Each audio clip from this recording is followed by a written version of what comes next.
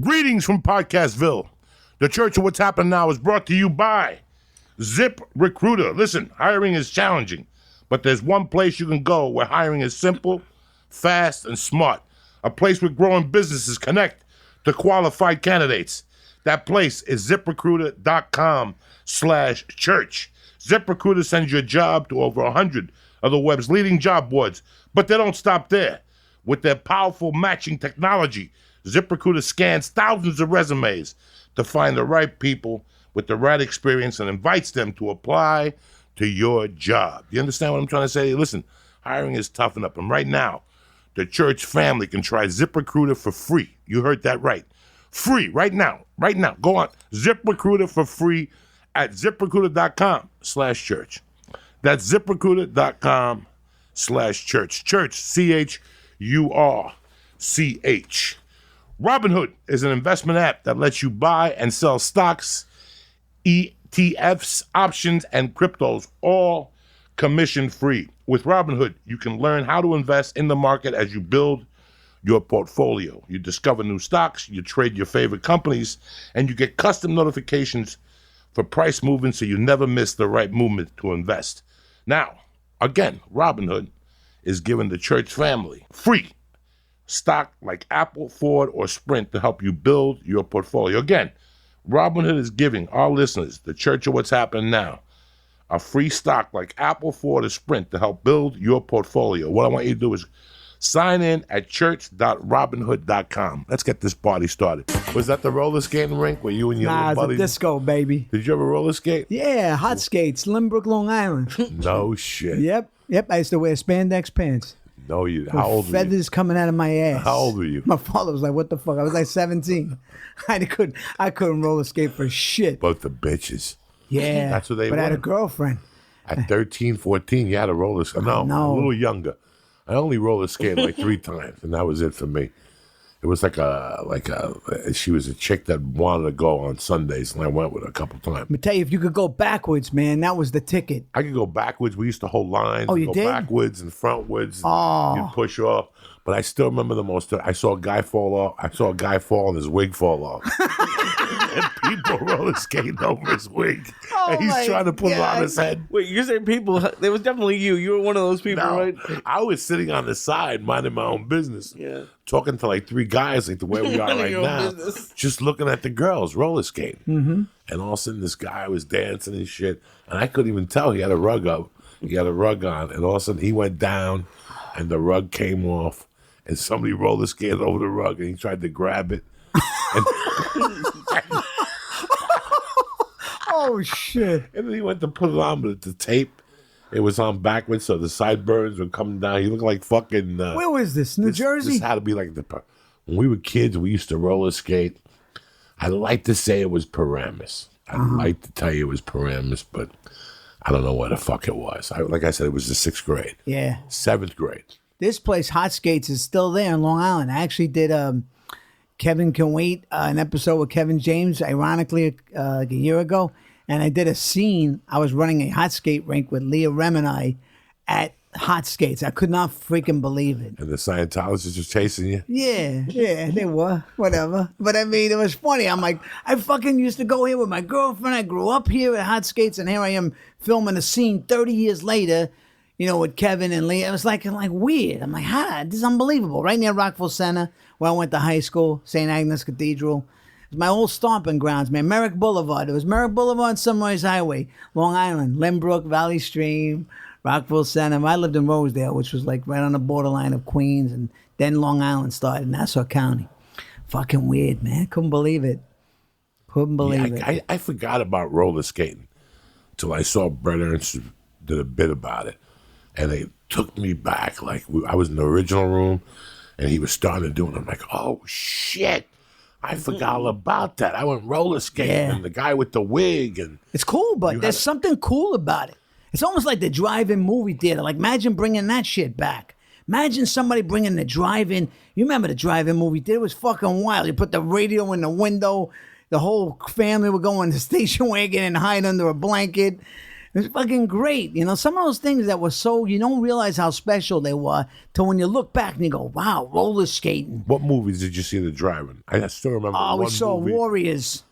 Nah. Yeah, Warriors. I saw Five Fingers of Death at a drive-in off of Route 3 in Clifton. Wow. Somebody recently, maybe about 9 months ago on Facebook, said, Joey, you ain't shit unless you remember this. And it brought, sent me a Five message Fingers. and said, tell me what you know about this or something like it. Right. Said, what do you know about this, bitch? Right. And I was like, dog, I saw Five Fingers of Death. I saw probably 4 top-notch movies there that I cannot remember because there had to be something with shooting people. Mm-hmm. Because my stepfather would take me there and we'd put the box in the window. Then after 45 minutes, you had to turn the car on because the windows would get fogged up or something. Right. So every 45 minutes, you had to turn the car on. I still remember that thing. You have any memory of how much the drive-in movie theater was? Like, I was too little, so I don't remember. Like, No, it couldn't have been a lot. It couldn't have been a lot, right? But they sold charge you by popcorn. the head. They charge you by, like, a lot of times they used to, like, hide us under the blankets. Right, they would put us in the trunk. Yeah, they put us in a trunk or some shit. I'll tell you what else I saw at the drive-in movie, Grease. Grease. Grease, I saw at that drive-in movie. Because that's the one we snuck a bunch of Puerto Ricans in the trunk. In fact, I was one of them. We went in 3 in. It was like 4 for $5. There's actually a scene in Lords of Flatbush, which is a really good, underrated movie that Stallone did with Perry King. And Oh, my Winkler. God, And tremendous. there's a scene with Perry King. He's trying to get with Susan Blakely at the Sunrise Drive-In where we went as kids in Valley Stream. It's that drive-in theater. You watch that movie and you see he's getting on pants and she's this uppity Now, the girl. Lords of Flatbush It's a good was movie. before fucking Rocky. Before Rocky. That's I when he saw goes- it in the movies. I saw that in the movie theater. And I didn't know. And then when- That, American Graffiti, Right, that all right. had coming at the same time. But it was an underrated. Right, Nobody. And De Henry Niro, Winkler. and he stuck out. Stallone stuck because out. The diamond scene when he goes in and Yeah, tells when the he guy, goes in there and tells the he guy, tells I want the guy, diamond, right? but for that his you made the wedding. mistake. Right. You know what I mean? Right. Then he goes outside and he goes, "Did I do it? Did I do it?" You know? Right. Yeah, And he then they did a basically- rip-off movie on that. of what? The Lords of Flatbush? Yeah, in '79. I don't know. And the kids, remember the line in the movie was "Leave." No, kid- that's not a rip-off. That's a what good movie. What was the name of that movie? No, that's not a rip-off. What was the name of that movie? I know. Leave the kid alone. That's a good movie. What was the name of the fucking I'll tell you in a movie? second. I met the 1979 director. No, to it's a 80. great movie. What the fuck? What is wrong with my memory? I Boy, I we're talked to getting old. Sandler about Lords of Flatbush, and Adam loved that, and he loved this movie too. The one we're talking about, Leave the Kid Alone. Not Porky's, but No, not Porky's. No, It was a book, and it's a good movie. It's all about these gangs in New York. Yes. The Chinese gang, Italian Yes, gang, the black yes. gang. I had a buddy who was a nitwit. The Wanderers. The Wanderers. Yeah. I'm the kind of guy. Yeah. Yeah, it was a fucking good movie. That's a great And the movie. guy that made the film, I met him. I auditioned for him. I forget his name. He's a good filmmaker. Oh, Kaufman. I believe Phil Kaufman. And it's a good movie. Oh, it's Ken Wall, man. He was good, Wall, Ken Wall. yeah. He was a leading man. He was a Leave wise the guy kid- and a big Italian guy. Leave the kid alone. Yeah. Ken Yeah. Wall, I think Ken Wall was great in Fort Apache, the Bronx. Yeah, he was young. Paul Newman. Paul Newman. the Danny Mex- Aiello. The Mexican chick from Man on Fire. Yeah. Who never Yeah. changed. She was the hot nurse at the fucking. That's a good movie, Fort If Apache. you Fort haven't Apache. seen Fort Apache, the Bronx You need to guys. see these movies. The Wanderers, Lords of Flatbush. Oh my God! These are I just fucking remember the good whole movies. different genre Yeah. of movies. These are all good Fort movies. Apache, the Bronx was Miguel Pinero's. Miguel Pinero. Miguel Pinero. There was a movie called Short Eyes. You ever seen Yes, Short Eyes? Short Eyes. Miguel Pinero Okay, wrote that Miguel in prison. Pinero wrote that, in I prison. think. Yes, in And prison. they're in prison. And then they did a play about it with And De they did Niro, a play. Ralph Macchio. Yeah, and but that was the guy, Ray Pavad, who wrote that. yes, And then he died of HIV. HIV. He was a drug. Hey, man. Because John did a play called La Puta Vida. Right. And Nijinsky choked. He was the Spanish plays. And I saw John Leguizamo make his debut. And De Niro did the other play, Cuba and his Teddy Bear. Cuba with and his Ralph Teddy- Macchio. Macchio, right. And I met that guy, Ray Pavad. And he was an interesting Puerto Rican guy from the Lower East Side, I think, and great writer. And he died, very young, but man, I mean, the guy could write. There was a guy, Michael Carmine, who could act his ass off. He also died. He was in that group. I saw him come on stage and do a monologue. My fucking shoes were blown off my feet. I said to my brother, who is this guy? Who is at the public theater? Because John was great. And then the Coen brothers saw that and they got inspired. That's why they wrote that guy in the what do you call it? What's that fucking movie? Where he plays the Jesus in that movie, the Big Lebowski. Yeah, so he plays that Puerto Rican pedophile guy. It was based on a character he did in Ray Pavard's play. That's where they got the idea of that character, the Jesus, that my brother did in the Big Lebowski. In the Big Lebowski. That's right. So you go back, Short Eyes, and then that was Miguel Pinero, and then Ray Pavard wrote these plays that's the one play De Niro did. He never did many plays. Then I saw John do these plays at the Public, and that was Ray Pavard. And this other guy, Michael Carmine, great actor, man. Miguel Pinero pretty much wrote Miami Vice. I think It's he well had a known. lot to Yeah, do he with had a it, lot right? to do with it. He had a lot to do with it. I mean, there are guys that don't get the credit. No. You know, I know. He just didn't have the ideas. Right. What's his name was Michael there. Mann Michael took Mann it. was there, took it. Yeah, I know that even with about a friend of mine who had a lot to do with, Chaz Palminteri. He basically wrote Mike Starr, Bo Starr, these guys, and this guy, Frank Renzulli, great writer, kind of helped him write or develop. They were outraged when he got a deal and all this shit, but they helped Chaz and all this shit, and then, Chaz knocked them out or whatever. There's always stories like that where guys didn't get their, they had a lot to do with it, but they weren't the lead guy, and then they got shunned, So probably he was like that kind of guy. I remember watching, it was a double feature. I think it was Short Eyes and something else. It might have been a Scorsese movie. And I just remember seeing that. It was a long time. You saw that, right? What's that? Short Eyes. A long time ago. Probably hard to And find. they did a play. Yep, That was a play also. probably. When he got out of prison. Because he was a playwright too, right? Yeah, that's all. Like this other guy, Ray Pavard. They did a movie about Miguel Pinero, and it's What was that fucking called? nuts. Who played him? Benjamin Bratt. Benjamin Bratt. Nice guy. He tried to. How did he do? Was he deep enough to play him? I don't know. He tried. Yes, no. Yeah. Unless you really knew him and knew that. These were like hardcore Puerto Rican These were guys hardcore Puerto from like the Ricans guy 70s. that were junkies. Right, junkies. And they financed their junk through doing what the fourth wall does. Yeah. They would put together a small theater, Right. put plays, and then they That's all right. had problems, and they would set up these fucking things, and there was Yep. always three of them were junksters, but one of them would always at least show. Right. But they always had to go hunt the other one down. With New York in the 70s, that junk destroyed. I saw that junk. The guy that turned me on to Richard Pryor was a Puerto Rican junkie. Right. His younger brother took me to his house, and he goes, "Bro, my brother's going to come out of the room. Don't be scared." And I'm like, "What are you talking about?" I thought he was like a monster or something. And we're sitting there listening to the Beatles. I'll never forget that. Never forget that day. It's like in my head. Because they were so hardcore, right? The hardcore. Yeah. That heroin took those poor Puerto Rican kids in the Bronx off. When I was a kid and my mother had the dry cleaner, I would see people nodding everywhere. New York City was the nod capital of the country. You're saying, what's nodding? When people are falling asleep right in fucking front of you. Wow. And they would fall asleep on the streets. That scene when American Gangster, where they're driving down the street and they show those zombies. Right. I still remember that little window in New York. Yeah. There was a little window, and then everybody went on methadone. They got worse for a while. Right.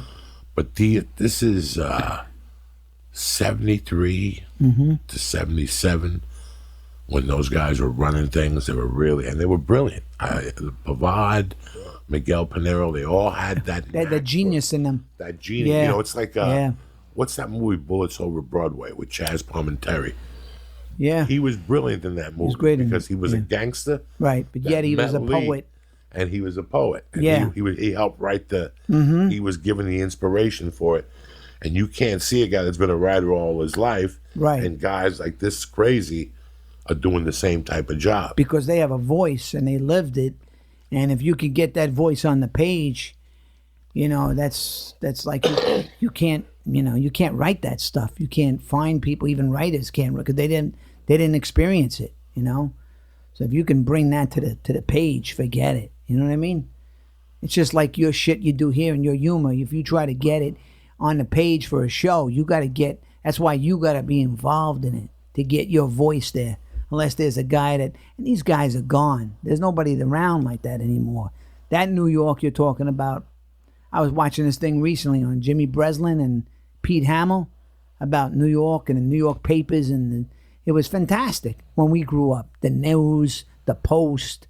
Jimmy Breslin was a star. These guys were stars. They were journalists, but they worked their way up from copy boy. They didn't even graduate high school, you know, and they became superstars, but they were just reporters. But they had a voice. They had a voice, and they were real. They would report. But they would also tell stories, New York stories, the paper, the New York Daily News, the New York Post. It was great to get the paper. Now that business is gone. It's gone. You should watch this documentary. To get a daily news and to have it under your arm. Eat a buttered roll. With a fucking and a coffee. With a coffee. In those days, I was a Coke and a can. Do you understand what that is? Or a Yoo-hoo type I know we've guy. talked about that, but that's genius. That was beautiful. That was the top of your day. Lee, have you ever had a butter roll in New York? I don't think so. Okay. One day when you go to New York, open your eyes. You gotta.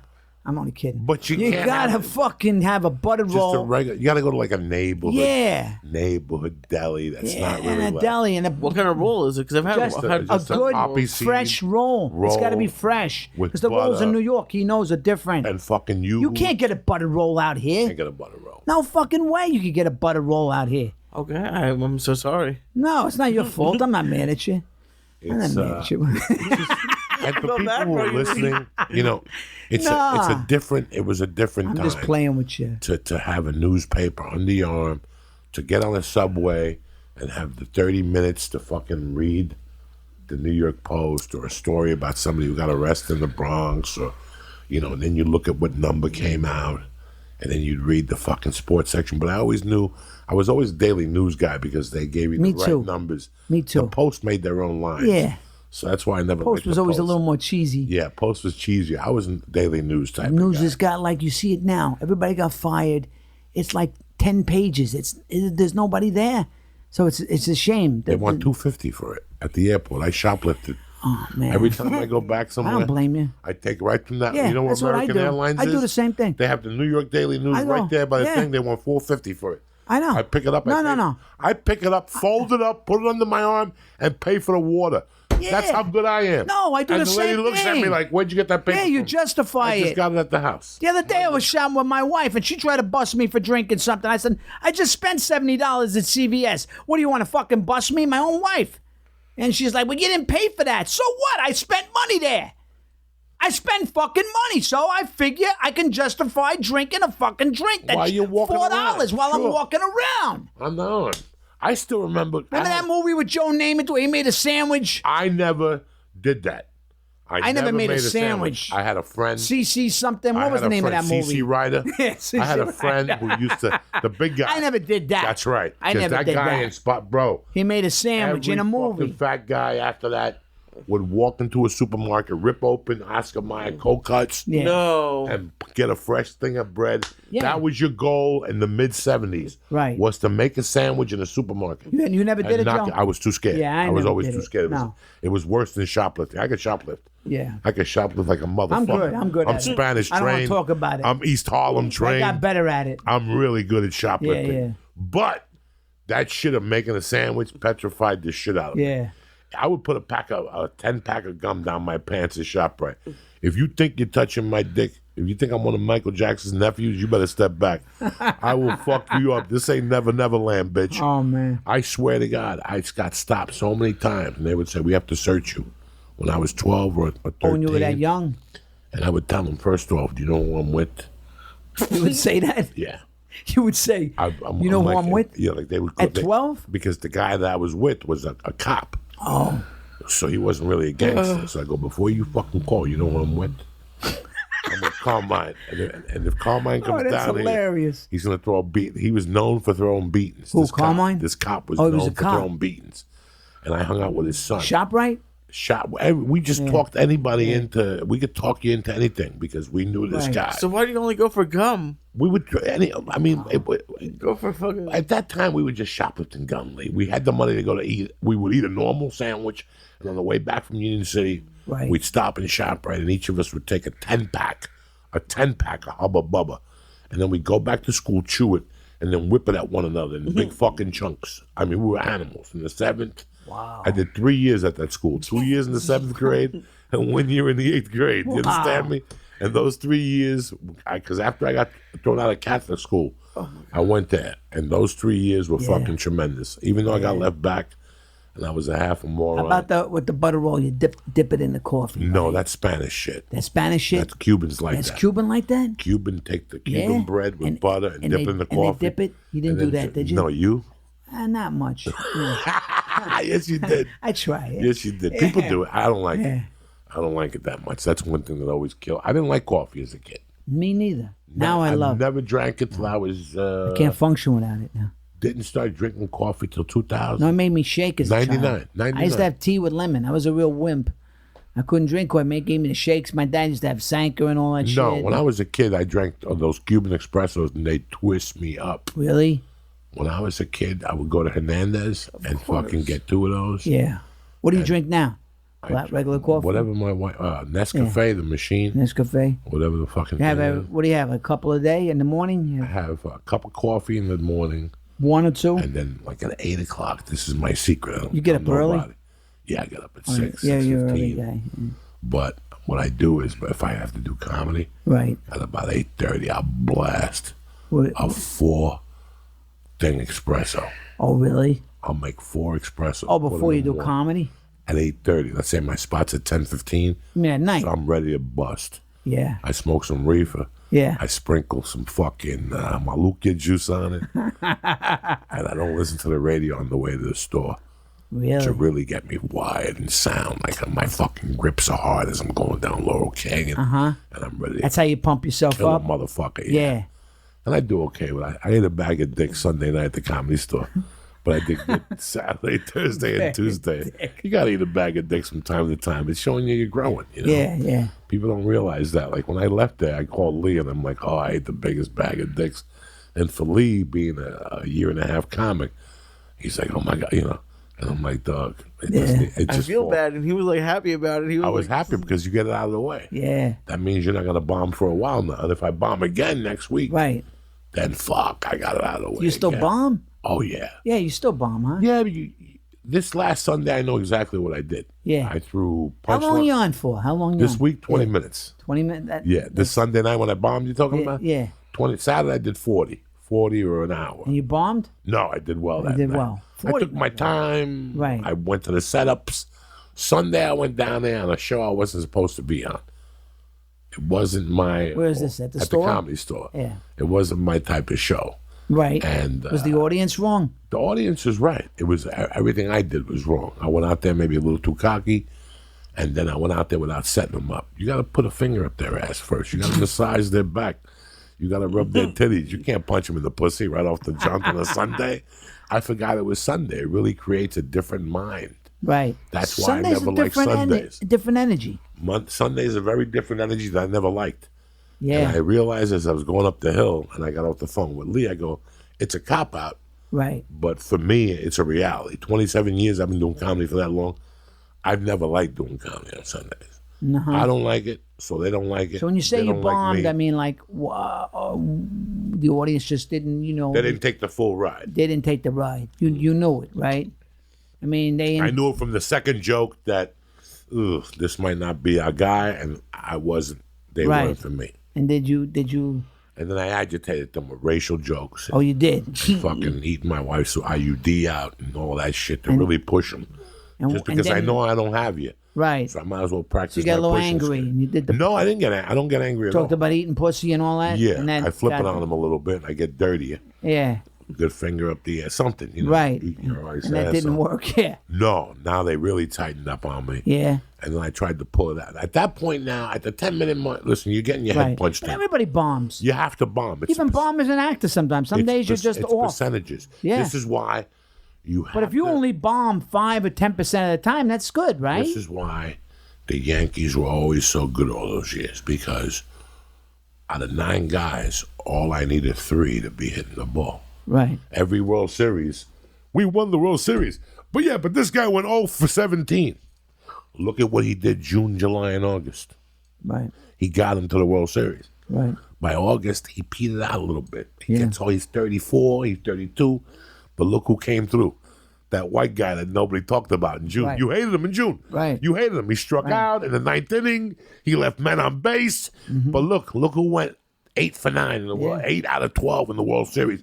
If you don't correct me right, if history corrects me, because we were talking about all the world championships, the Red Sox, one of the when the Red Sox played the Cincinnati Reds 75. in 75, Yeah. you know who bailed them out? The guy that had gone 0 and 17, Tony Perez. Tony Perez went 0 for 18. He hit the single that killed the Red Sox. I don't know. I don't remember how they ended up But playing. he was a great hitter. He was a great hitter, Tony Perez. Yeah. But if you look at him in the World Series, Cincinnati did the same thing. Cincinnati played, what's that movie Brad Pitt made? Oh, Moneyball. Moneyball. Yeah. They played Moneyball. What, again, that World Series? And the way their style, Cincinnati Reds style was Wait. to irritate you. The Big Red Machine? The Big Red Machine style was, if you watch a game now, they had a channel a couple of years ago called Classic MLB. Right. I don't know if it's still on. And I remember 2 times I was away on the road and I got stuck watching their games. Yeah. And I was mesmerized. I didn't remember that strategy. I didn't know strategies when I was 10. Right. Their strategy was, who was their leadoff hitter? Joe Morgan. Joe Morgan. And what did he always do? Bunted Bunted. a little bit. Yeah. And if he got on first, that was your end. That was it. You know what his percentages were of getting on first? 6 out of 10. So once he got on first, what else was Joe Morgan known to do? He was still bases. There you go. So now we start torturing the pitcher. Yeah, but he was a complete player. Now we start swinging from the side. Remember, he would swing his shoulders like he was on a fucking Wow. tree. I can see why you really connected with this team. Then after number 2 was like Pete Rose. Pete Rose. Yeah. That's a single. That's a guy on first that's gonna steal second.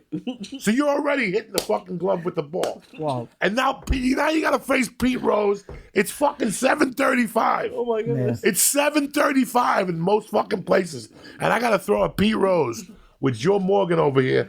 And he's gonna steal. He's gonna steal the fucking base.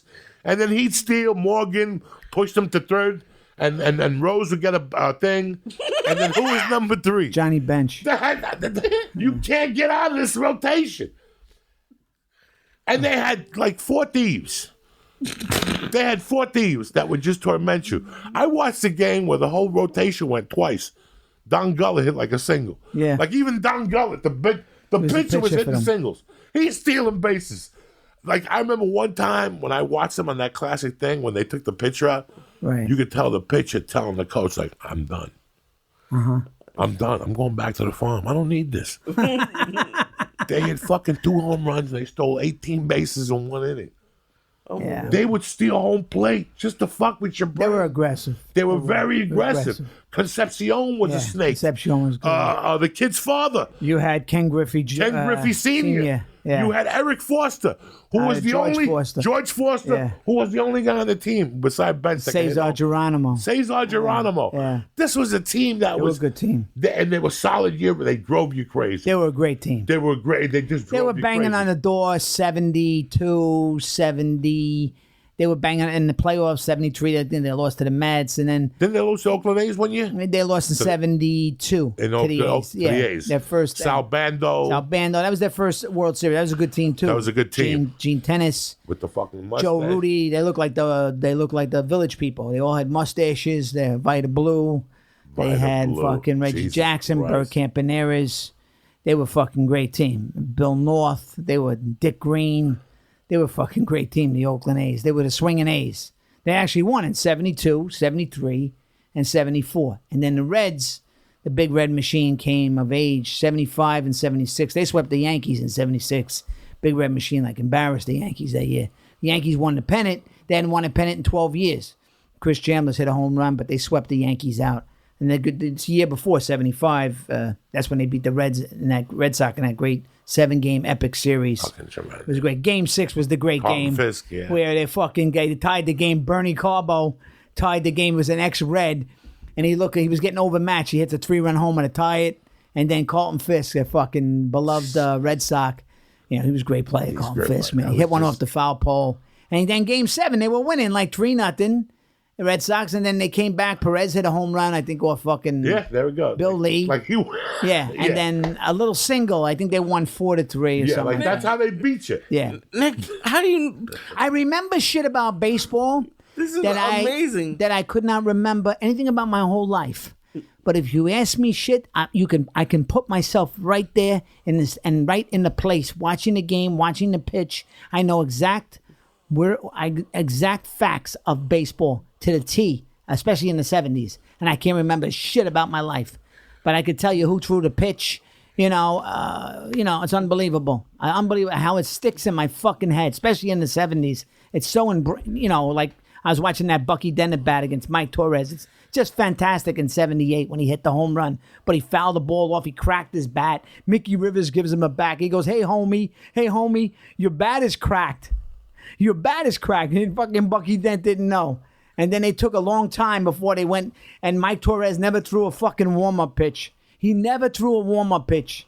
And then after the kid that gave him the bat, he was from my town, Rosedale, Sarandria, handed the bat to fucking Bucky Dent.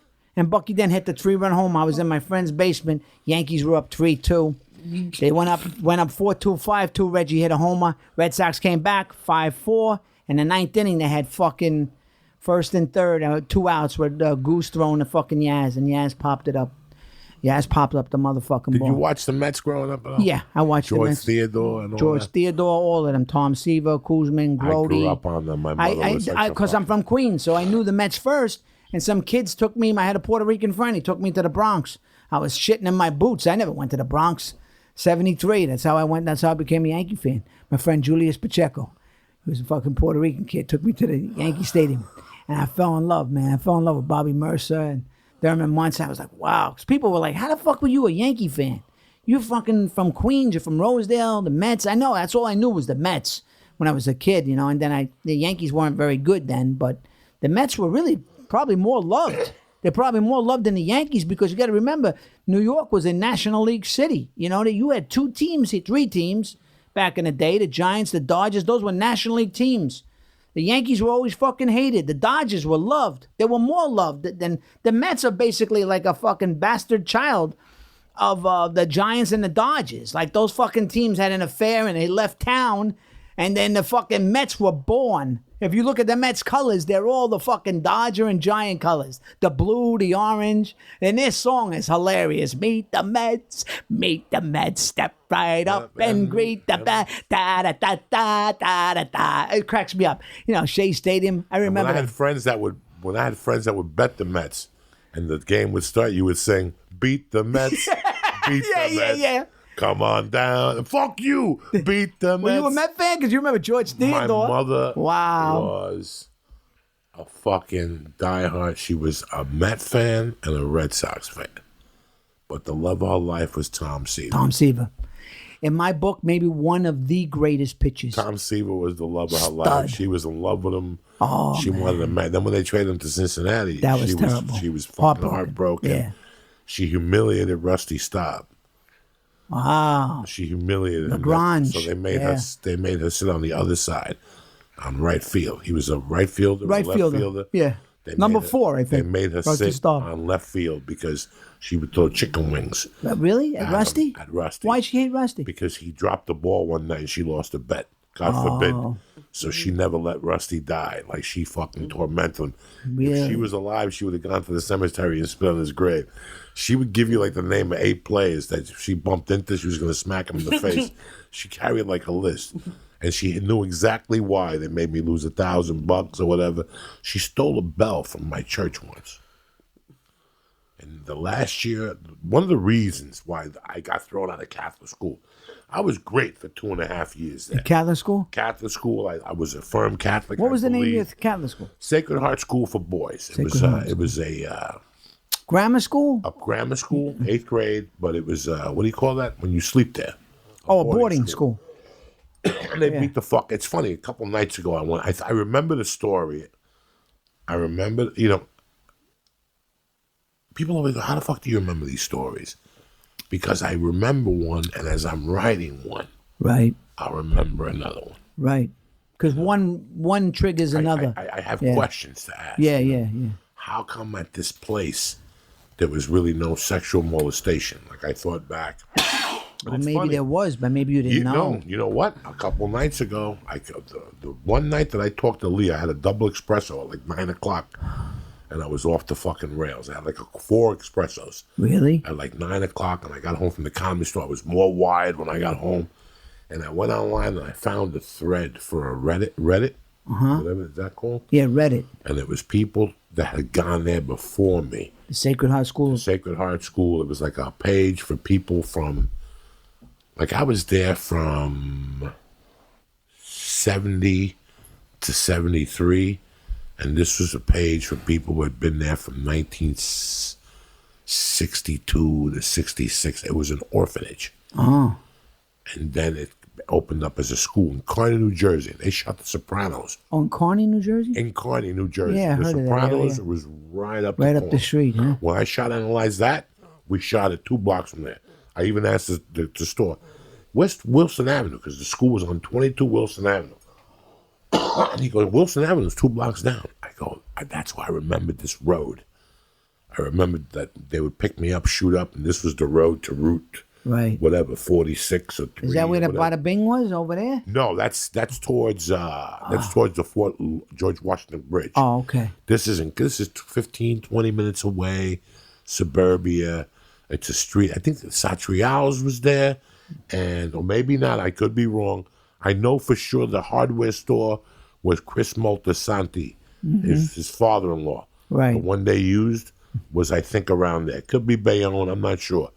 But I went on the Reddit page, and most of the complaints I found, 90% of them were the beatings that the kids took. Oh, beatings. Yeah, because they would beat you there. Right. And then one kid did mention a nun that was there when I was there. Sister Regina and the one that hit me, Sister Hyacinth, were mentioned in that thread. And everybody had the same thing to say about Sister Hyacinth. I hope she's burning in hell. Yeah. She fucking poked me in the eye one time, blah, blah, blah, blah, blah. I had done great at that school. You did great. They didn't like me because I didn't drink milk. Oh. I didn't like milk. I Me didn't like neither. the taste of it. I don't like milk. I don't like it. So they would pour it over my head. Milk? Yeah. At the end, you had to show them your tray. Yeah, the milk So carton. your little jail Yeah. fucking, TV dinner portion Right. had to be empty, and then they would check your milk and your water. Yeah. You got to drink your milk and your glass of water. And I would always drink the water, Yeah. but leave. I would have to drink milk the way Only Lee eats mushrooms and stuff. hold your mouth. Hold Yeah. your nose. I mean, that's how bad I fucking hated. Did you milk. drink chocolate milk? Like a motherfucker? Yeah. Or strawberry milk? Yeah. Or strawberry quick. Yeah. They didn't accept that. They were like, we can't. Right. You do had that. to drink. Back in drink those milk. days, they believed, You had to drink milk. you So needed milk for your bones or some shit. she fucking threw beatings on me, and then the last year, I started getting a little old. I was hanging on 148th Street with some fucking, where I lived was nice white kids. Where my godmother lived, they were street kids. Right. And their rules were a lot different from the rules on 88th Street. These kids lived 4 to a bedroom, their rules are different. Right. And I started listening to their rules a little more. Their rules made a little bit more sense to me. And I would tell them, they would go, you get hit. Everybody in the 70s knew you got hit in Catholic school. Right. Like that was... It was known. That was known. Yeah. That you got hit. And they would say, next time they hit you, block that shit. And they would tell me stories about that cousin Guillermo knocked out a nun in the Bronx and shit. And I'd be like, what? Really? You hit a fucking nun? Yeah, they Wow. knocked her out. They fucking punched her and shit. I'm like, bro, that... Really? Like, you're going to go to hell for that. Yeah, that was But harsh. I started thinking about them. Like, I started thinking, as I was going there, Bruce Lee came out. Yeah. And I remember one beating I got that wasn't pleasant. And I remember going home, not saying nothing to my mother, and just saying to myself, the next time I didn't talk to that nun. Like, I never had contact. Did they have a paddle or something? They had a paddle, Yeah. too. They had a paddle, a education. pointer. They would hit you with a pointer. Then there was a guy there that had been in the orphanage, and he would have a dog that would bite you. Really? Like a little mutt dog that would grab your jeans and shit. And he would hit you with the stick. If you think about it now, then as a child, you don't know, you know. It's amazing they got away with that shit. But They back got away then, with it. Because in the 70s, if you went home and told your father that the guy down the block, Lee, kicked you, he'd go, what did he kick you for? There's got to be a reason. reason. I called him a fucking Jew. Okay, well, there you go. Well, then I'm going to smack you because I didn't raise you to call people a fucking Jew. Exactly. So you couldn't go home and tell your father that. They wouldn't back you up. They wouldn't back you up back then. No. Your parents would go, then you deserve to That's kick right. in the fucking stomach. If you fucked up, they'd say, well, there's a reason why you must have. reason why. Not like today, the parents would come to the kid's defense or whatever. Even if the kid did wrong, he would, you can't touch my kid no matter what he does. But back then, they could do that. They could do that. So. But I went back on the thread, and there was nothing for sexual assault. But I remembered I told the story on stage. I don't know if I told it on stage. I remembered about the kid I stuck up for when I got thrown out of Catholics. There was a reason why I stuck up for him. The reason why I stuck up for that kid was he was a little on the weak side. Him and his brother were twins, and the guy I stuck up for was getting harassed by this big black kid. Mm-hmm. This big black kid's name was Lazarito. He could have been Cuban or Puerto Rican or Dominican. I don't know. We'll just say he was a black kid. Right. Because he was very, very dark. I remember him being very, very dark. Right. And there were rumors going around that Lazarito was fucking people in the ass. Really? And on the playground, that Lazarito would always ask people, yeah, we could do it all the time and shit like that. But I guess he found a weakness in Raphael and the Bravo brothers, and he started like fucking... I'll never forget that I was a couple beds from them, but their heads were together. Oh, boy. So he would earmark them all night. Come on, let's go in the bathroom. We'd get away with it. And people said they could hear it. And I was like, hey, you fucking guys crazy. Really? Oh, I'd never heard of that age. I was 10. I didn't know anything about that world. Yeah. I knew about gay men. Right. But I didn't know that guys did it when they were in the 5th fucking grade. I had no fucking idea of this. Yeah, that's like... And sure enough, one night I got up to pee at like 3 in the morning. Like I got up, and the nun's room, you would sleep in a big dormitory. And the nun slept in the dormitory with you. Her room had a door and a wall, but the ceiling was open. Like so she could hear us. Do you know what I'm saying? Yeah. And I'll never forget that. I don't know if I woke up to pee, or I don't know if I woke up from hearing Lazarito fucking that kid. And I'll never forget, like, getting up, putting my slippers on, and walking towards the bathroom. Did you really see it? Between you and me, man. I mean, do you know for a fact that you saw it? Between you and I saw something. You saw something. I saw something. Almost sounds like that. What it was, I don't know. Oh. What it was, I don't know. I didn't know what the sex positions were. I was fucking 10 years old. Yeah, I understand. But I saw them over the urinal. Oh, boy. Oh, man. Okay, and he was doing something to his ass. I don't know what he was doing. So I went back and laid down. And I didn't say nothing. Did you hear that laugh? I went back. God, what are you going to do? What are you going to do? Interrupt him? I mean, No, I don't know I if he was know. raping him. I don't know what he was doing to him. And I'll never forget that I talked to, like, there was a couple kids from Union City. Surprised you weren't traumatized, but you didn't really see. You don't have to pee anymore. There was a couple kids from Union City that I had grown up with later after that. There was a kid that his father had a pharmacy 6 blocks from my mother's bar. And there was another kid that had grown up there. And there was this mafia family. There were two of them. There were 2 brothers, Ruberos. And I bumped into them years later. Yeah. And whenever I would bump into them, they would always go, hey, you remember Lazarito when he fucked Raphael Bravo? And I always felt really bad about that. Like, I always felt like, man, that... And this year, I did a show at Gotham, and one of the guys showed, he married one of my friends. They got married later on in life, like in their 40s. One of the guys from the boarding school? From the boarding school. Oh. And I started talking to him back and forth. Right. And I go, do you think Lazarito? He goes, I remember mumblings about that. He goes, the Raphael kid was a kind of fanook too. I don't know if you remember that. And I mistook it as a weak kid. Right. You Did know? they act kind of like, you know? I don't remember. You don't I don't remember. Who knows at that age? But the other night in my fucking highness, Yeah. because not only am I fucking whacking that, not only am I high on the caffeine, Yeah. I'm also whacking that roots in the back every 15 minutes. I'm hitting it with the pipe. Yeah. You know, I'm listening to music. I'm writing in a notebook. I got a computer open at the same time. Let me check on this. I remember. And I checked on Lazarito. I went through all the Facebook, and there he was. Really? A grown man. I went to him. I went to his messages. I tried to be his friend. Add me. What'd he say? I didn't hear nothing, and then I hit him with a message. Hey, do you remember fucking Rafael Bravo in the ass in the 5th grade? You said that? Oh, my Yes, I God. did. And the next day, he was off Facebook. Oh, forget it. So done. So I was right. So you were right. I was right. Wow. I was right. Wow. Something had happened. Oh, yeah.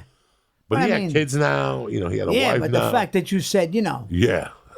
that he might have been a fruity damati, and he fucking banging the kid in the whatever, the culo. I mean, I felt really bad because wow.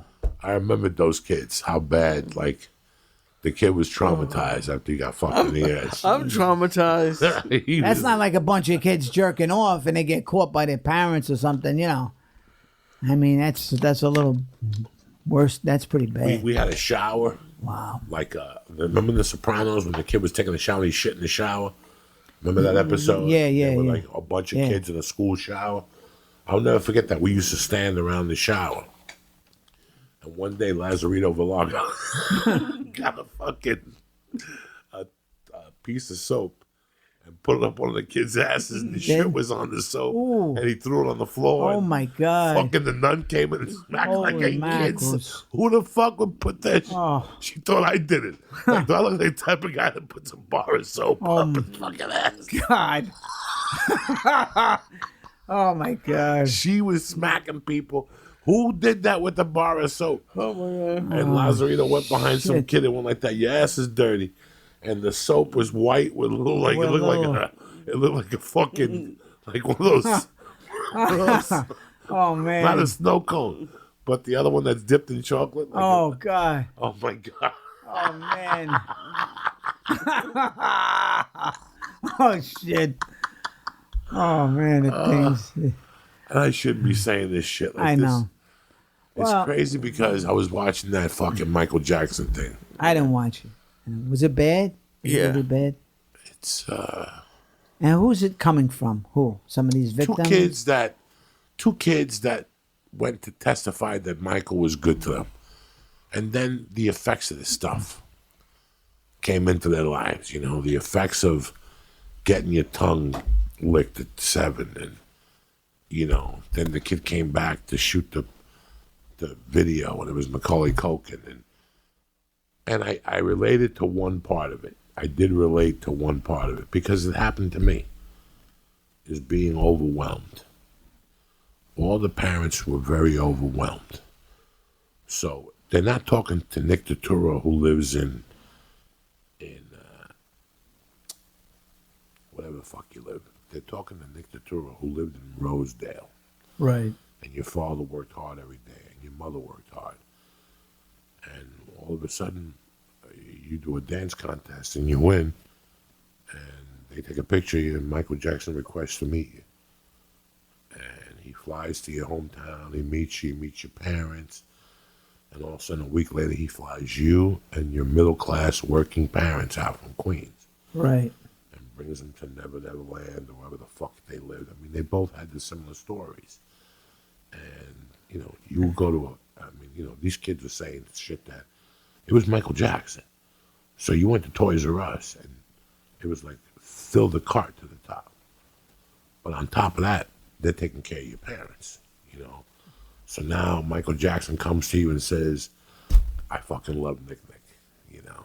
Right. I want him to, he's 7, but he's going to be a great fucking dancer. The talent is overbearing. I want to take you and him on the road on my international tour. Right. Japan, Tokyo, Australia, Whatever. all the places your parents ever dreamed about going. They don't have 2 nickels to rub together. Mm-hmm. And guess what? At the beginning of the tour, you're staying right next to Michael Jackson's room in a suite. And you got a maid, and room service. But at the end of the night, your kid wants to sleep with Michael. In his room, and they got extra rooms over there for you. So you're like, you don't want to break your kid's heart. Sure. He's with his hero. How harmless could this be? Right. And then, they just told these stories that, and I look at it as getting overwhelmed. You're middle class. The one lady even said he lent us money to buy a house in Simi Valley. Michael was very generous, that whole thing. It's a story of these two guys, and I had this happen to somebody close to me. Right. This similar situation didn't happen with a celebrity. It happened to them with a relative. Right. And they, pulled me aside one day and said, can they talk to me? And this person so was two about kids had 33. similar stories? Similar stories of how they were rotated, how, what he did, what he didn't do, how he kept in touch with them, how the kid, and both of them are successful. Like they both went on. One kid went to be a choreographer for Britney Spears, and when he was 14, he tried to fuck him in the ass, and it hurt too much. So he fucking took his dick out. And Michael? And he drove him to his house. The car drove him to his house, and he went back to whatever. And then the next day, Michael's secretary called that they were going to pick him up right away. And Michael brought him to the studio and said, what'd you do with the underwear? He goes, go home and get it before anybody finds it because there might be bloodstains in it. It's just, and you sit there. I don't know what to You sit there as a parent. You sit there as a human being. You sit there as a man. You sit there as somebody who likes kids. But I also sit there as a criminal. And I know when somebody is playing with somebody's mind, and you and I both know. Look at what happened 2 weeks ago with Jesse Smollett. That didn't happen because he was gay. That didn't happen because he was black. That happened because of the pressures of Hollywood, bro. Sometimes we forget who the fuck we are. Right. And it happens to all of us at one time. Oh, people get caught up. And then we catch ourselves and go, what the fuck What was am I I doing? thinking? Right. I don't like these people. I don't know nothing about these people. Right. I don't even like these people. I would not hang out with these people if you fucking paid me. Like, when you really come to think about it at the end. The Harvey Weinsteins, all this shit. This only happens here, Nick. Yeah. Because people are willing to sell their soul.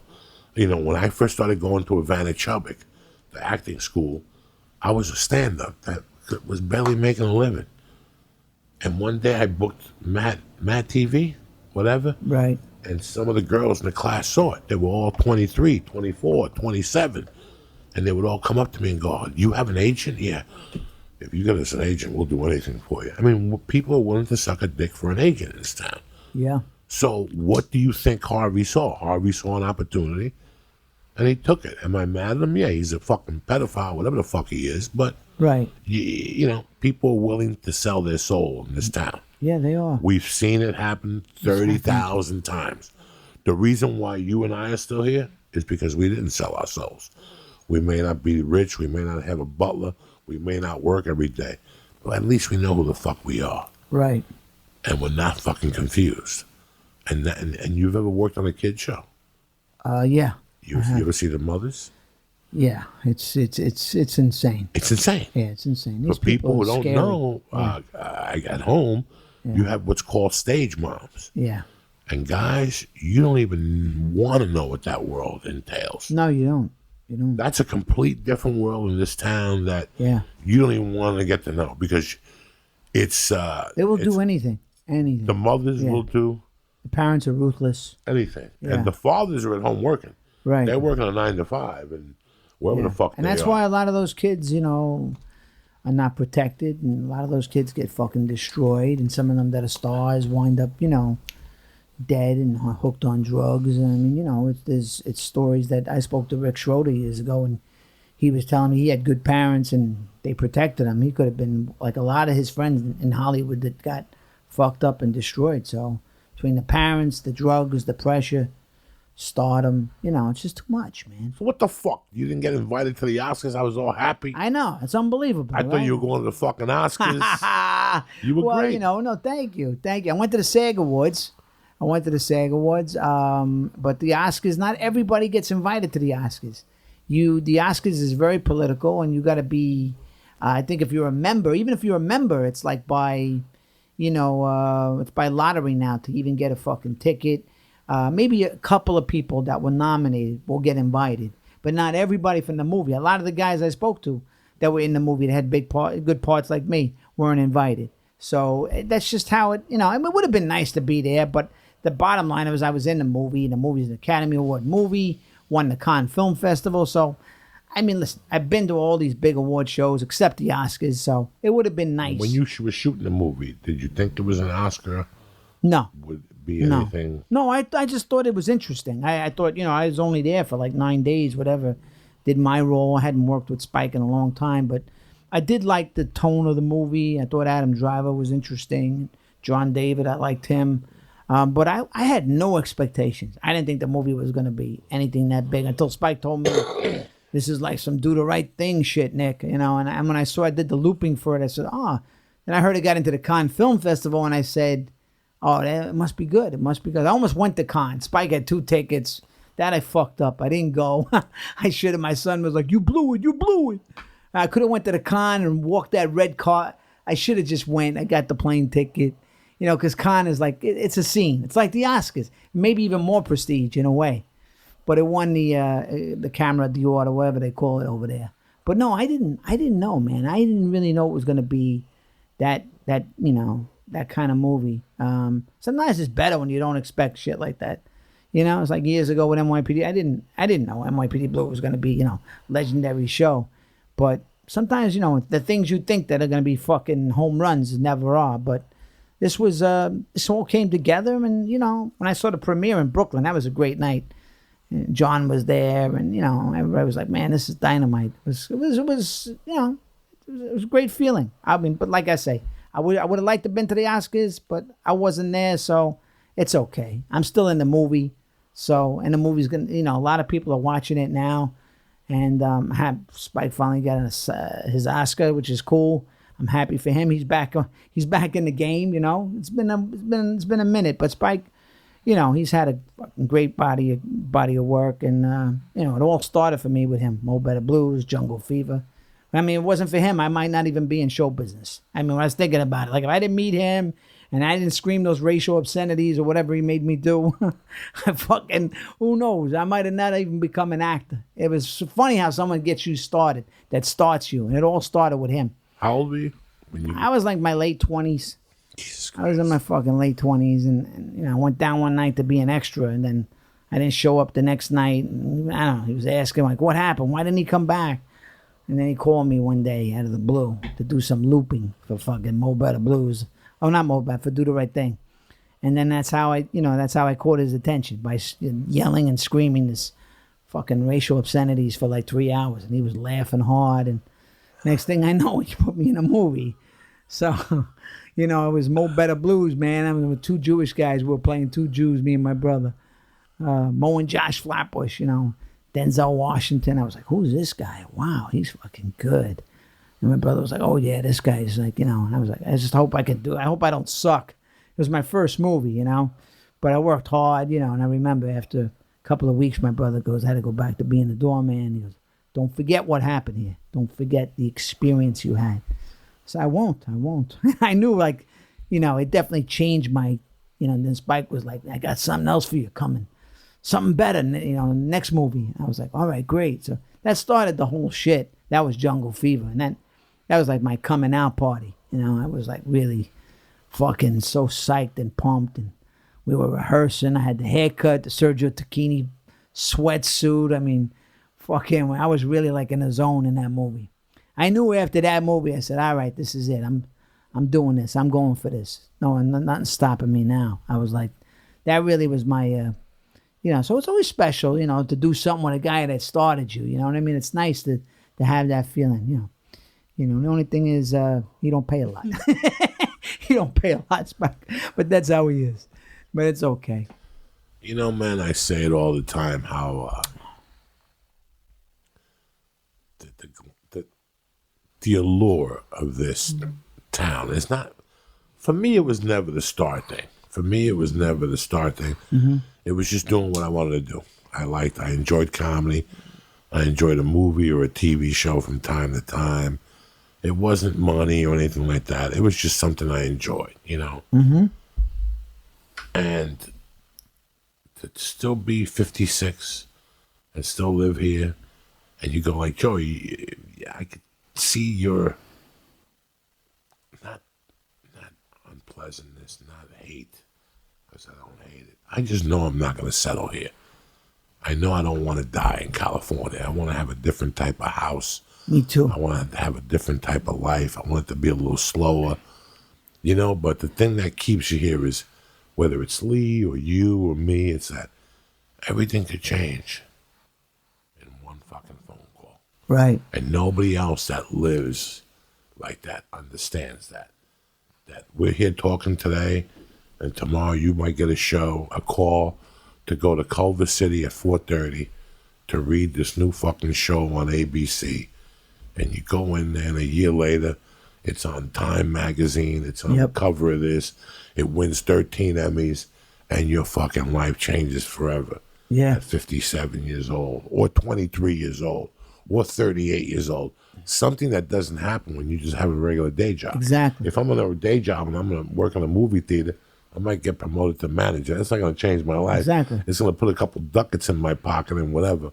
That's why the allure of that. The allure of that. You're only a job away. It's my lottery ticket. Right. You're one job away from getting all back of this on changing. top. Yeah. And you don't know what job that's going to be. Yeah. It could be a movie with Will Smith, or it could be a fucking short film for Johnny Dela Cruz that goes to Cannes and wins Best Film. Sure. But a guy that's doing a pilot at NBC that was actually going to go with Johnny Gumbatz to play that part is now going to go with you because on the way out he heard your voice or whatever the fuck. Yeah. That thing is what keeps us here. That all this could change. Now, what do you want it to change? What do you want to fly around the world like Prince? I don't want any of that stuff now. No. At 57. I don't have, but you can know that maybe somebody puts together a show that it's going to be the best 5 years of your life. Yeah. And you're going to do it from 58 to 63. Yep. And then when you're done, you're done. You're done. You're done. That's what I want. Yeah, you're like, I want that. I'm done. I want that, and not just the money. I want that feeling again. I want that feeling like I remember when I'm never gonna feel like that when I'm NYPD Blue and I was young and this and that and everything was so new, so fresh. So when I think back, like sometimes I go, wow, did I soak it all in? Did I enjoy it? I probably did because I was in it. But just that feeling, that high again, to be a part of something that good and to have that ride. I want one good ride before I fucking go on to wherever I go. And I mean, I'm hanging on. That's what I'm hanging on to, because I still got some shit left in the tank.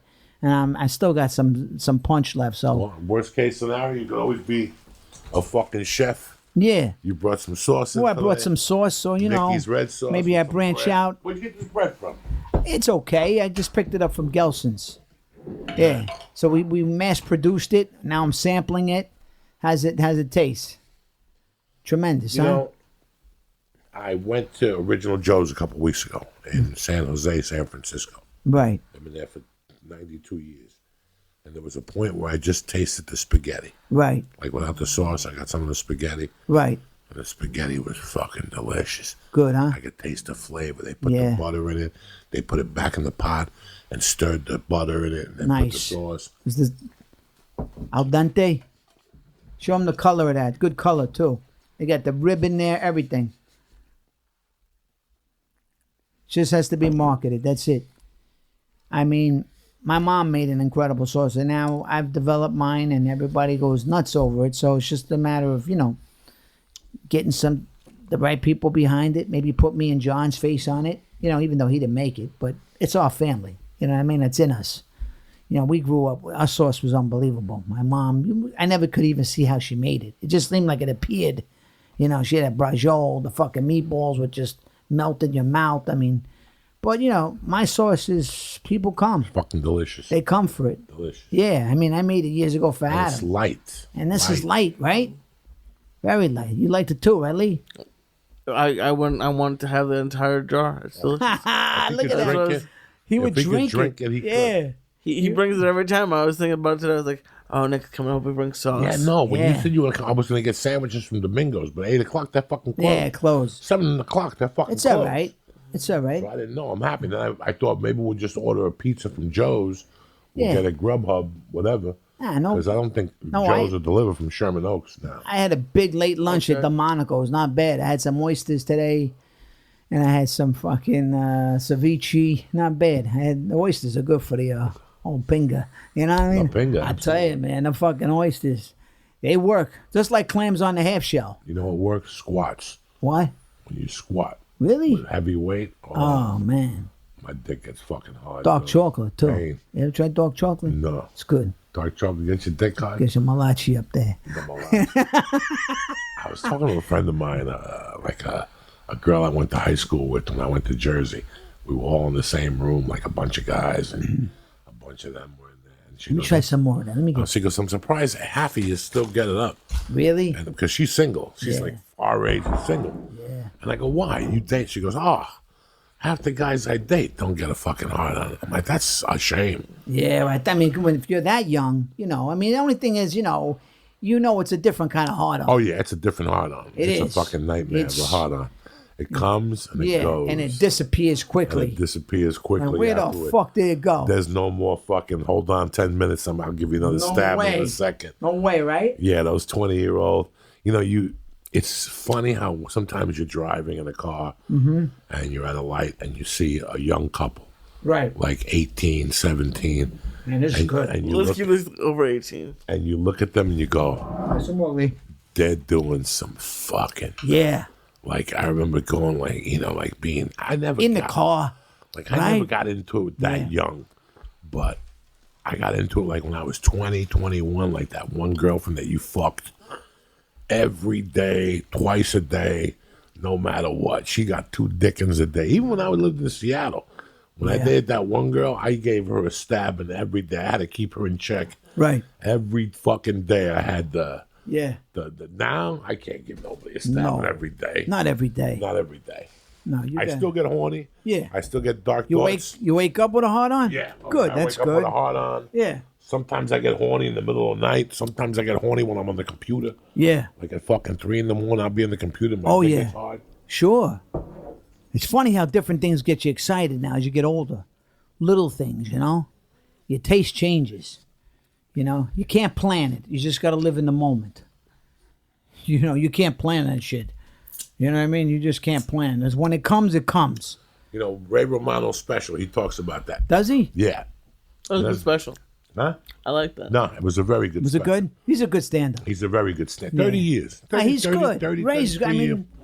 Bro, and he's solid. His acting's solid. I've Yeah. seen him do some good shit. Yeah. I've he's a seen good Ray actor. do some good shit that Yeah. I've even said. That show he had on TNT, I got hooked on that for a while. Mm-hmm. The men's show with the black dude and the white guy. I got into that show. Yeah, he was even because good in of him. that vinyl show that wasn't very good, but I thought he was good. He was great in vinyl. Yeah, and I mean, is he going to be in The Irishman? That should be interesting, huh? De Niro, Pesci, Keitel. I don't know what the fuck, Pacino. I just want to see it. I don't know I think Sebastian Maniscalco's Sebastian's in it. He's getting some acting work. They're He's using getting some him. good for him. Good for him. He's a good stand-up. He's in the Green Book, which I liked. I thought my friend wrote that book. Now, how didn't you get a movie. piece of that? I'll tell you why. Well, my friend Nick Villalonga wrote it, and then I said, yeah, how come they used all these like generic guys? They didn't want to use people, from what I heard, that were very known. And sometimes they wanted to go against that. Not that I'm known. Well, they as- used that guy. What's the guy, older guy in there's name? That he was the original Don Johnson. And then Don Johnson took his job. Good-looking Italian guy. Not that he was married to the chick from NYPD Blue. Oh, Joe Cortese. Yeah, he's in Yeah, it. well, Joe was in it, but Joe was like the only Joe's a character. I know Joe. But I mean, there was all these other guys that were like, they were okay. I didn't think they were that memorable. I liked the script. I thought that Vigo's a great actor, but he's not Italian. But the movie was a good, enjoyable movie. I liked the movie. I thought it was a good movie. One of my friends loves it. He says one of the best movies he's ever seen. I thought I've it was, never watched it yet. I'm not gonna say it's one of the greatest movies of all time, but I think it was a very good movie. I thought Star Is Born was very good. I mean, the Rhapsody movie. I thought the kid was good. I didn't love the movie, but the kid was very good in it. You thought The Star Born was good? Yeah. I thought he did a great job. Dice was good in it. My brother turned that role down. That Dice did. And I guess John didn't want to do that role, but Dice was good. But I liked the movie. Bradley Cooper, I mean, he's gotten better and better and better. You know, hey, two paisans too, Bradley Cooper and Lady Gaga, two Italians. So I did like the movie. I saw it on the big screen. I saw Roma, which it was slow. I mean, people loved it. You know, it was artistic. That was that Mexican guy that made it, Alfonso Cuarón or something. But the movie was slow, but it was interesting. It was beautifully shot. It was in black and white. It was all about women. I don't know if you saw it, Roma. But I love the Green Book. I love the Green. I thought Black Klansman, I thought was easily probably one of the best movies too. I thought we were right there. I thought we could have gotten it too. But it was. Probably Lee said something in the beginning of the movie or during the movie. He goes, you know, we don't go to the movies as much. No. You know, you do though. I go a little bit. I respect you because you're a student of the game. Me, it's not the same seeing the movie on the small screen. You are? I'm over. Nothing has blown my fucking top off in a long time. It's been a while. So I got a problem. Either I'm living too much in the past. I've thought about this. No, you're not. But the other night, I fucking came home from the store Sunday night. My wife was sleeping. And I went on YouTube and I bought Year of the Dragon. I was just in the mood for Mickey Rourke. Right. I was driving back up Laurel Canyon and I go, I'm in the mood for Mickey Rourke. It's $2.99. I'm going to watch an hour of it. I laughed. I cried. I fucking giggled my ass off. He says a couple lines in that movie. You know, the first time I watched Year of the Dragon, I walked out. Yeah, that happens. I saw that at the Fox Theater in Boulder. It was like I had just moved to Boulder in 1985. I had just been out that week. And you walked out. I did. When he walks in and tells the Chinese people there's a new marshal in town, I'm like, who the fuck is this fucking punk ass bitch? Yeah. He did the Pope of Greenwich Village. Now he's threatening Chinese people. Not on my clock. I got up and walked out of the fucking movie. And he showed up 2 years later in Angel Heart. Yeah. And it was a little stronger. But the first time I watched Year of the Dragon, I walked out. And then I saw it like on VHS. I worked at a video store and it came in. And you had a different feel the second time. Oh, yeah. Now I love That's why I'll tell you, you can't judge a movie the first time. You could watch a movie that you loved, and then the second time you don't love it as much. Or that vice versa, you didn't love, and then you go, wow, this is fucking way better. This is like the movie The Town. I watched that movie that Ben Affleck made.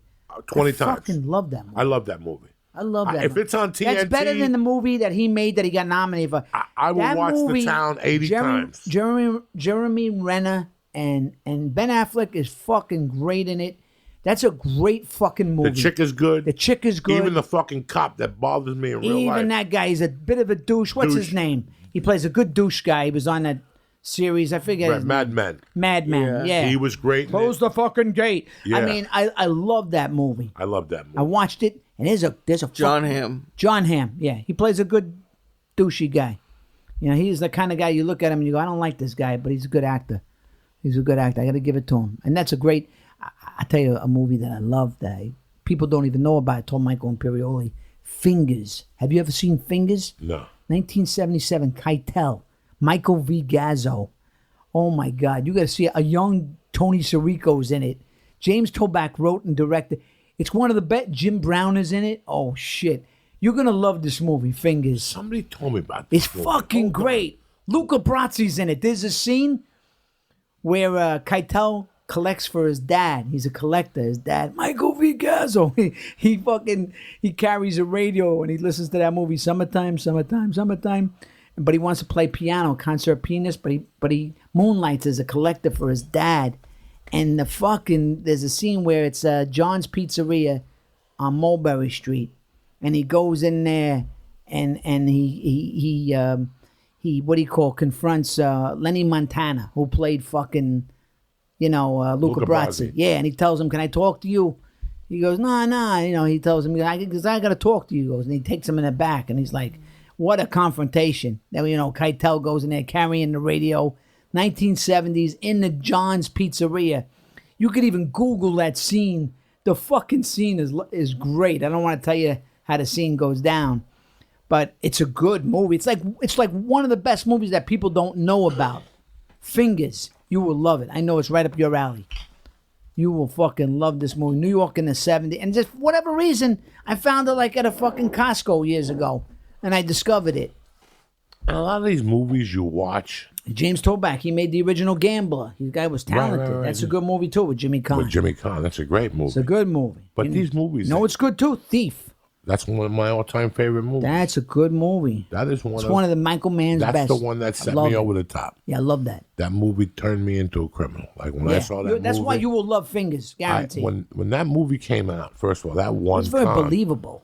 It won Cannes in 1980. Oh, it did? Thief won Cannes. Look won it up. Cannes. See Okay. if I'm right. Thief won Cannes in 1980. 1980. Nobody knew about that movie. Nope. And then the First 15 minutes, no dialogue. the fall of 81, that movie came out on HBO with on the same lineup with Hollywood Nights and a movie by the name of Raging Bull. Wow. So every night on HBO was the same boring lineup at the end. 1 a.m. Thief, Yeah, 2:30, 3 Raging Bull, and we would stay up. right. We would go to Pathmark, shoplift, pay for half this shit, Oh, my God. and then go home and make chocolate shakes and Right. fucking watch movies. And we were lifters. Me and my buddy were power lifters, weight lifters. Yeah. So at night we would make protein shakes with yoo-hoo, raw eggs. We put 6 eggs in there. Yeah. Wheat germ. Wow. Fucking ice cream. We were getting yoked and shit. Oh, my And God. we what? Didn't it win Cannes 1980? I'll tell you in a second because it's 1981. Is that when it came out? 81? Yeah, people didn't know. They didn't know who even Michael Mann was. And- No, and no. James Caan was saying this guy was. I'm gonna tell you who stole that movie. Jim Belushi did very good. He's great. Willie Nelson is phenomenal. He's great. The guy Robert that played Prosky. Robert Prosky is is wonderful. phenomenal. The chick is phenomenal. She's good too. When he tells her at Tuesday the fucking Weld. Tuesday Weld. He goes, "Get out!" Thief is Throws one- her out. Oh my Thief God. is one of the movies that put me over the top. Really? Half the shit I do today. Well, because the movie's very real. There's something about that movie that and even it's the best thing Jim Belushi ever did. The best thing he ever did in his Yeah. life. The best. When he walks in there, and he tells the guy, he puts a gun to his head. I come in here to discuss a Right. piece of business with you. And Yeah. what are you going to do? Yeah. You're going to give me fairy tales? Who are Right. you, Slick? Somebody Right. know you? Get the fuck outta outta here. And he pulls that Oh, man. 45 to his head. And He he just tells says him, him nice yep. and slowly, I am the last guy in the world You want to fuck with? you want to fuck with. Right. Let us pretend, Pretend. you don't know whose money it is. Right. Let us pretend you don't know whose money Right. it is. You know, that whole scene makes my heart beat. Oh, I love it. And when I go after people like that, We got that's- this problem, and the other guy's good too. He goes, "Well, what do you mean? Take we it to got- probate. Take it to probate." You got He goes, delivery you know, of tin, la right. la, Yeah, what's la your name, la, Joe? whatever your fucking name. I don't know. Hey, Carl, get the fuck out of here. And Carl was Dennis Farina. Dennis Farina, who I That was his fucking first love. role. Right. One of his first roles. You saw him walk by. He looks at Jimmy Caan. Yeah, he looks at Oh, him. I'm with you. When he walks I just in- bought the Criterion collection. When on he it. walks in and he goes, you keep this car running. Right. He tells Jim Belushi. You remember the car? It's one of my favorite Oh, my cars. God. The one he drove in the movie. Yeah, the one he drove. The Barrett's. He The had Eldorado work- Barrett's. He had the work The work car. car was like the Pontiac The Le Mans. Pontiac Le Mans, yeah, But yeah. the black fucking Barrett's. Oh, I love that car. He shows up there. There's another famous actor in there. He goes, "Hey, pal," when he's trying to pick up the girl. He goes, "You were late." And that was William Peterson. You remember the guy playing in the band? That's Bill Peterson. Yeah. He goes, That's "Hey," in fact, Michael Mann used him in his next movie, which was Manhunter? Manhunter. Yeah. He yeah. used him in. So when Yeah. you see Peterson from CSI, Yeah. or CSI. CSI. This is 1980. Yeah. He's the guitar player. And then he was. Yeah, he's the door guy. Yeah. That comes over He's and the goes, door hey, guy. right. And then he he's shows like, him, you know, because he shows up late. and he fucking hits him. Yeah. And then he carries her out of there. Carries her. and he fucking, Goes, "You were and the looking black forward guy to goes this." and he smacks the Yeah, guy. he hits the and he gets fucking back in guy. the car. He Guys, goes, "What do you think I do?" You I'm know, a fucking thief. I Yeah. change shoes like most guys. Change their I change cars. cars like most guys change their fucking Right. shoes. Yeah. I went in a joint and he's looking at Yeah. her for an answer. And Yeah. she's like, I don't give a fuck. I don't care. He goes, "Did I ever come on to you? Did I ever come on to you?" He goes, "Right, because I'm a true blue kind I'm of a guy." true blue type He goes, of guy. "Let's get on with this big romance." He goes, You don't fuck around. Oh, man. It's a non-nonsense type of character. and you know the scene in the restaurant when they're sitting there after they adopt the baby, and and the Chinese guy goes, "What's a nice baby? What's name?" He goes, "No name yet, no name." She goes, "You want to name him after Okra?" He goes, "No, the name is David." David. He Yeah. goes, hey guy, my on son is David. He goes, David. David, good name. The David, good. Chinese- I love that scene. David, good name. So simple, you know. And man, when they did, they fucking, you knew they were gonna do a number on him.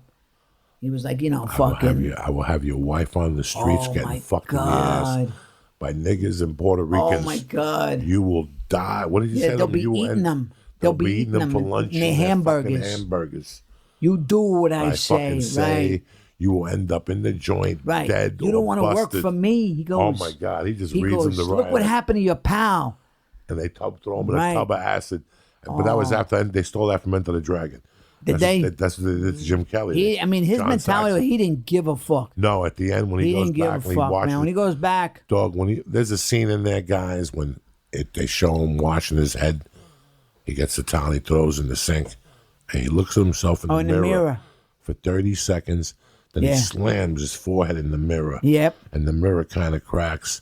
And then you see him walk into a closet. Yeah. And, in real life, that's how you have to be that disciplined. Remember when she's like, what are you doing? Right. Why are you doing this? This is it was what's like it gonna was happen. over. The first month is $300,000. You will pay him $100. After that, you will be on your own and all this shit. Exactly. Those type of guys are programmed like that. And at that age, I was like, that's what I need. Really? That's a discipline I need. When I say to something, let's stick to something. That's where I started. There was something very truthful about just the way they did that movie. I don't know, and I'm not a fucking criminal, but there was something about that movie that just rang so true. Even when you watch it, you're just like, wow, they really nailed it, It's funny. After that, I went to Aspen, and I met a guy who was an electrician. So I talked to him about alarms. Glad you loved that movie. He talked to me about alarms. Mm-hmm. And he taught me about alarm systems. And then I took an electrical course. You did? And I became an electrician's helper. And it was all to learn how to break into alarms. Really? My whole motivation. What about that one, the tool that they made? The tool that they made. That he goes, I want to make alarm. that was some fucking tool. And then you had to draw. And then I was always confused. I always thought that you had to fucking be a safe cracker. So for years I would go in there with a sledgehammer, and try to break things and shit. And then in 83, but that's not true. In summer of '83, I met a Westie. You did? And he told me, he goes, nah, we don't bracket. That's in the movies. Who told you this? A Westie? A Westie guy. I had become friends with him through a friend of mine. And he liked me, and he used to get me jobs at warehouses to case them out. Yeah. He would go, I got you a job. Go down there. Everybody's in on it.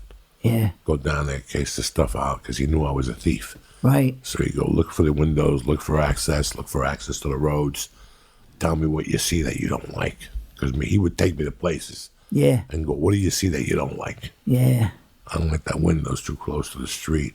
That lady's always in the window. You're not going to get in that fucking building. That lady's always there. I could see that shit from a mile away. So he knew that. Right. So he told me, he's the one that said, we don't break safes. So We take the safe home, and then we go to a guy with a welding, and he welds the safes open. Right. So then I started doing that. I just started taking a hand jack with me. Oh, really? Yeah, and I would just walk out with the safe. With the whole So safe? I stole about 10 safes, and I opened up about all 10 of them. You did? Yeah, without all that skill.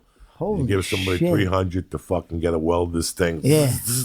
And This they fucking guy, Willie Nelson was his inspiration. Yeah. Like he inspired him. Well, Willie Nelson, he met him in jail. In And jail, what happens right? when you meet somebody in jail and somebody takes care of you, you become a better criminal in jail. Oh, you do?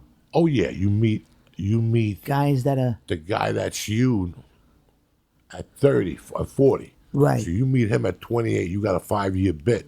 All right. He's in your ear every fucking day. Oh, okay. He's in your ear every day. When we get out, we're going to do this, this, and this. Yeah. So now you learn. If you look at that guy that worked for Pablo Escobar, he learned routes when he went to prison. Yeah. The guy from the Medellin cartel, the Mm-hmm. one that was a Nazi and like John Lennon and all that shit, he got better in prison. He was a weed smuggler. Right. He went to prison for weed. For weed. And he met dudes that were going, what are you doing? We got cocaine. When you get out, call this guy and tell him you got a plane, and don't do it through here, do it through there. When I got locked up, I learned a bunch of things. Uh-huh. You learn little things that most people do not know. Right. Like one thing I learned in federal lockup, before you get sent out, was all those guys were saying the same thing. As dirty as this is, I'll say it. In movies, you see a guy show up with a briefcase. Look at this bumper. He's passed out. I'm fucked up. He's fucking whacked. This fucking dude, man. I never seen anybody like him. We took the edibles of death tonight. Yeah? One for each eyeball. You know what I'm saying? You're still open. I'm getting there. I had a moment there for a second. Look at him. But I always That tame is the a monster great down. picture, man. Look at him. He was. You heard that noise before? Oh, yeah. You thought it was somebody stepping Yeah. on a dog. It was Yeah. him. You thought somebody stepped on a dog downstairs. It was How's the really him. stand-up going? How's your stand-up? Good? It's good. It's going really. God bless him. I gotta hear you one day. Come out. I'm doing Skankfest, so I'm pretty excited about that. Yeah? Yeah. Ah, well, Rappaport's doing, my man, Mikey's doing stand-up now, huh? Like he was a stand-up. He was, originally. right? So now he's out there doing his shit. And now he's out there. Listen, he's created his own market. I But what I was know. going to say to you God was, bless in all these movies, you see a guy come up with a suitcase, and he gives it to you, and the guy opens up the suitcase. He goes, "It's good." And then you take it, and then you take a tube, and you cut it, and put it in a tube, and shake it up, and see if it's blue. Right. And you take it home. You know, for years, I never got in trouble for drug possession or sales. I always kept sales to people I knew. Right. And even if I didn't know you, and I had I always put a cop uniform on you. Uh-huh. Like with my head, like the other day I was watching Carlito's Way, when Carlito walks into the hospital and he goes, "I don't know, but that guy doesn't look like he should be wearing Right. that blue suit." That's how you know a cop is a suit. You look at him and go, "Put that suit on him." If it's a cop, it's a cop. And you trust your Right. instinct. And I remember meeting not one guy, but I talked to multiple guys that didn't know each other. Right. You know, multiple different guys that showed me their paperwork and what they had been arrested for, you know, possession of 10 kilos of cocaine and shit. And there was one guy that told me, there was a couple guys that told me stories about, he goes, I go, well, why would you sell him that much if he didn't do coke? And he's like, what are you talking about? This guy was going line for line with me. Right. These guys go line for line with you. Wow. The one guy was saying, I'm a coke shooter. This guy would go shot for shot with me. But they take you, once they get you on camera and they get the audio and the 10 cops come in and they handcuff you, they got you. Yeah. So what they do is they put that cop into rehab. Really? They clean him up and he shows up when his system is clean. You're sitting there going, he can't be a cop. I did heroin with him. I did coke with him. And they're like, you're a criminal. Why are we going to believe you? Yeah.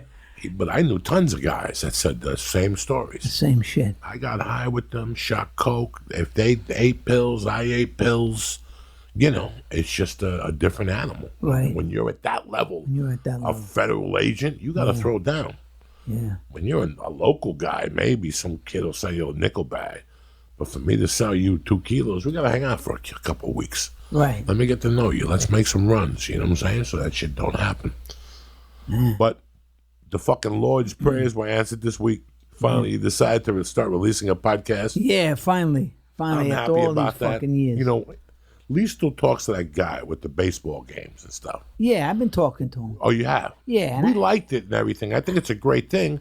There was just no money to be made. And that's Yeah. why we didn't pursue it anymore, because Right. it's a Saturday away from my kid, you know, blah, blah, blah, Yeah. blah.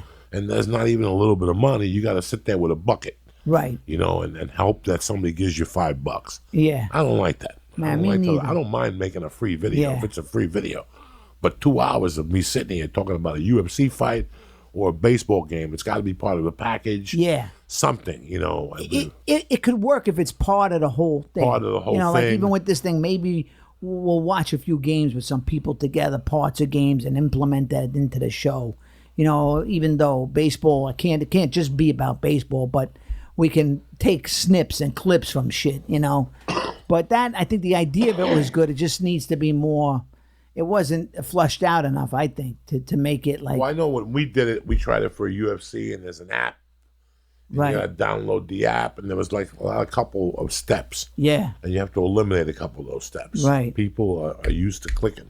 fast. They want to click. They Yeah. want to click once or twice or 3 You know, times. no, I went on CC Sabathia and this guy Ryan Rucco in New York. I did a podcast with them, and they were fascinated by the idea. I said it would be great if we had like an app, a channel where we could do a game once in a while, uncensored, uncut, where you know you don't just curse the curse, or you say fuck mother. You know, you're watching a game really Even if you just want to say shit. Yeah, if you want to say shit. God damn it, Right, you know, God yeah, damn yeah, it. yeah. I don't fucking care, you know. And CC Sabat goes, man, that would be great. And Ruco goes, yeah, that would be great to do a game where you're like in a real, situation with a real fan like me and maybe a few guys and just off the cuff watch a game, but commentate on it in an organic, real way for like a real, like give them that option. Like if they want to watch a baseball in a different kind of way instead of this generic way. And they were like, that could be fucking great. Something like that. They liked the idea.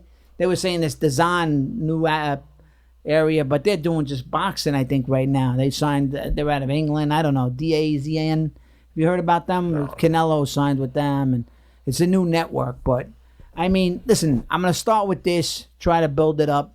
You know what I mean? I've been fooling around with this stuff for the last few years, but it's about time that I give it a shot and go at it every week and try to fucking, bring me, Nick Turturro, to the fucking place every week and find my own fucking thing. You know what I mean? It's about time. I've been talking shit. And everybody's like, man, well, just do it. So it's time. And then I got Nick, who's like behind it, and this other guy at Showtime who's supporting it. So maybe, we'll get a little love. Guys like you, Mikey Raps, everybody's like, give me that little push, and might as well fucking do it. Why not? Go for it, brother. What do I got to lose? I'm happy you came on. I'm happy you brought the sauce. Thank you, buddy. Lee's done. Yeah, take it home. Take it home. You know what? Take it home. Heat it up. Put it on some pasta. That's for you. But, don't let it go to waste because that's fucking... No, I'm going to put that on some pasta. Yeah, absolutely. I wish I knew how to cook pasta. I don't know how to work that stove. No, just boil the fucking... I just don't know how to use this fucking stove. Well, what kind of stove? I don't fucking know. How do you have to Can't click light it? Nah, she does it. I don't fucking know. You gotta get a good stove. You got a good stove? I got a great stove. I just don't know what the fuck it is. You know me, Doug. Well, let your wife do it. Yeah, I'll tell her. I'll say, honey, make some spaghetti if you don't mind. What did you think about the fights the other night? I thought the fights were fucking, they were good. Yeah, Woodley had a bad night, huh? Yeah, they gave him that Aldo dust. Yeah. And he fucking, the other guy, Benny, he got the guy in the head, he can wrestle, that huh? Was Ben Askren. That was great. Fucking Ben Askren can wrestle, huh? Yeah, it's going to be interesting to see if they're going to make them fight again or not. Yeah. There was some really good fights in the card, but I'm not that much into it anymore. You're losing your taste for it? Nah, $65 fucking dollars. Go rob somebody else. Look at this my poor God. bastard. I want to thank Nick Turturro. Good luck with the podcast. Keep us posted. Will do. I want to thank you guys. I want to thank the Flying Jew, the Christ Killer, but most importantly, you guys that listen to the podcast and the church family for supporting us and following us every week. Like I told you, I'm going to be in Houston. It's all sold out. Buffalo sold out. And Pittsburgh, April 4th through the 6th. That's all I got for you right now. What I do want to do is the church is brought to you by, listen, you know how hard it is to find a good employee for a company. Thank God I got to leave. But a lot of people, whether your business is small or a big business, it's hard to find qualified candidates.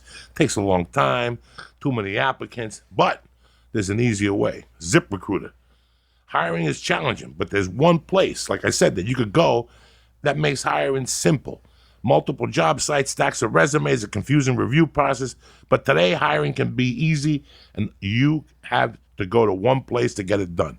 ZipRecruiter.com/church. Listen, ZipRecruiter sends your job to over 100 of the web's leading job boards, but they don't stop there. As applications come in, ZipRecruiter analyzes each one and spotlights the top candidates so you never miss a great match. ZipRecruiter is so effective that 80% of employers who post on ZipRecruiter get a quality candidate through the site within the first day. You understand me? One day. ZipRecruiter. What I'm going to do right now is this. The church family gets to try ZipRecruiter for free. Gratis. Ugats. Nothing. I don't care if you have a little donut shop. I don't care if you have a big mechanic. I don't care if you have a payment company of 600 employees. Listen, ZipRecruiter is the way to go for you. So what I'm going to do is the church gets exclusive. That's it. Go to ZipRecruiter for free. It's free right now. ZipRecruiter. Go to ZipRecruiter.com/church. CHURCH. That's ZipRecruiter.com/church. CHURCH. I'm going to get you the best thing you've done in your whole life as far as your business is concerned. Go to ZipRecruiter.com/church. The church is also brought to you by Robinhood. Listen, while other brokers should charge up to $10 for every trade, Robinhood doesn't charge any commission fees, so you can trade stocks and keep all of your profits. Robinhood is an investing app that lets you buy and sell stocks, ETFs, options, and cryptos, all commission-free. Plus, there's no account minimum deposit needed to get the party started, so you can start investing at any level. That's simple. Intuitive design of Robinhood makes the investing easy for newcomers and experts alike. It's that simple. View easy to understand charts and market data and place a trade in just 4 taps on your smartphone. Listen, in 4 taps, you can place a trade on your smartphone. You can also look at view stock collections such as the 100 most popular, who's owned by a woman, that type of stuff. With Robinhood, you can learn how to invest in the market as you build your portfolio. Discover new stocks, track your favorite companies, and get custom notifications for price movements so you never miss the right moment to invest. I got 2 people. My wife is on Robinhood, and my friend from the 6th grade in McKinley School in North Bergen says he loves Robinhood ever since he listened to it and he went on Robinhood because he's been investing for years. And this guy loves Robinhood. So Robinhood is giving the listeners of the Church of What's Happening Now a free stock like Apple, Ford, or Sprint to help you build your portfolio. Did you listen to what I'm saying to you?